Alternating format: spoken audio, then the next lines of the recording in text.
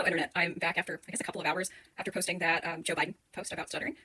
I posted it on TikTok, Instagram, and YouTube, and got very different responses on each platform. But I wanted to say a couple things. First, I have been frustrated since Obama's presidency about how people talked about Joe Biden and spoke about him in such a poor way in terms of his public speaking ability, and it didn't feel like enough people were discussing Joe Biden's speech impediment whenever they talked about Joe Biden. That they never took into consideration the amount of nervousness he probably has in order to be so articulate on a regular basis. You don't see him stutter publicly. You see him choosing the wrong word more often than not. And I think that folks should spend more time considering that when you have a stutter, you need to pick another word that you aren't going to stutter on in order to keep the sentence moving. When it's a high pressure political situation, choosing another word may not be the best word. That word may not be accurate. It may be, appearing like you are just cognitively vapid. Now, I don't know how fit Joe Biden is for office in the sense that I'm not his doctor. I don't know how he's doing cognitively. I just wanted to open up a dialogue about how we don't talk about speech impediments enough, and people who have speech impediments don't really have a space where they can talk about it. And people can be so shitty about speech disorders in general that if you can't tell if someone has a speech impediment, you assume that they don't have it, much like invisible disabilities. So I just wanted to raise some level of awareness. I don't think it's talked about enough.